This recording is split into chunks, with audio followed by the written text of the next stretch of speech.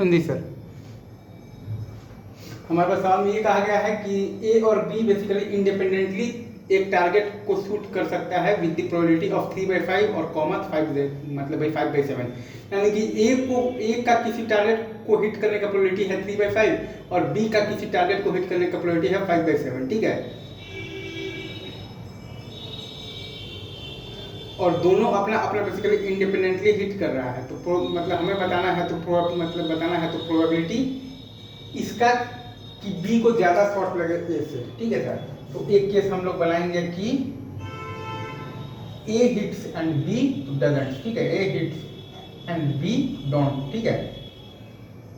तो इसका आप निकालिएगा जब प्रोबेबिलिटी, तो क्या मतलब तो आपके पास क्या आ जाएगा 3/5 इंटू आ जाएगा तो 2/7 आ जाएगा 6/35। और दूसरा बनाएंगे कि ए एंड बी तो बोथ मिसेज, सही है, ए एंड बी तो बोथ मिसेज, ये सही है सर। ये आपके पास दोनों के मिस करने का क्या आ जाएगा 2/5, दोनों के मिस करने का प्रोबेबिलिटी आपके पास क्या आ जाएगा 2/5 इंटू आ जाएगा 2/7 4/35, ये सही है सर। तो अब देखिए या तो ए मार दे और बी ना मार पाए, ये चीज हो जाए तो पहली बार में ही, या फिर ए और बी दोनों ही नहीं मार पाए और दूसरी बार में हो जाए कि ए मार दे और बी ना मार पाए, या फिर तो शुरू के दोनों बार में हो कि ए और बी दोनों ना मार पाए और तीसरी बार में हो जाए कि ए मार पाए और बी ना मार पाए, या फिर शुरू के तीनों बार में हो जाए कि ए भी ना मार पाए और बी भी ना मार पाए और चौथी बार में हो जाए कि आपका तो बी मार दे, नहीं सॉरी बी नहीं, ए मार दे और बी ना मार पाए। यही आपका सीरीज जाएगा बेसिकली इन्फिनिटी तक का सम। तो इसका सम क्या आएगा 6/35 बाई 1 माइनस आ जाएगा 4/35 बराबर आ गया है आपके पास, ये क्या आ गया है 6/35। अगेन मैं लिख देता हूँ, ये आ गया आपके पास 6/35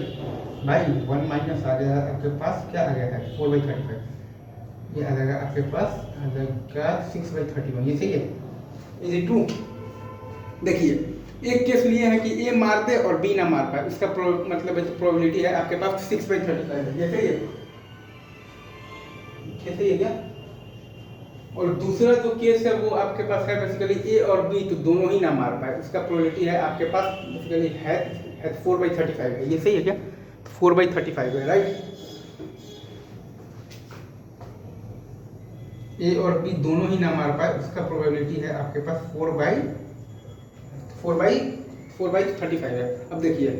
पहली बार में ही आपको मार दे बेसिकली, क्या मार दे, ए मार दे और बी ना मार पाए, ठीक है,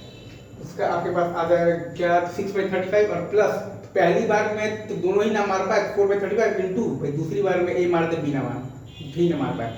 और क्या जोड़ेंगे प्लस शुरू के दोनों बार में ए भी नहीं मार पाया और बी भी नहीं मार पाया 4/35 का होल स्क्वायर इंटू फिर तीसरी बार में ए मार दे और बी ना मार पाए 6/35, और क्या आएगा प्लस शुरू के तीनों बार में ए भी नहीं मार पाया और बी भी नहीं मार पाया 4/35 का क्यूब, और फिर आपका जो चौथा बार है उसमें आपका हो जाए कि ए मार दे और बी ना मार पाए, तो इंटू आ जाएगा आपके पास क्या आ जाएगा 6/35 और प्लस डॉट आपका है बेसिकली इन्फिनिटी तक, ठीक है। तो इसका जब आप सम करेंगे तो ये आपका बेसिकली इन्फिनाइट जीपी बना हुआ है 6/35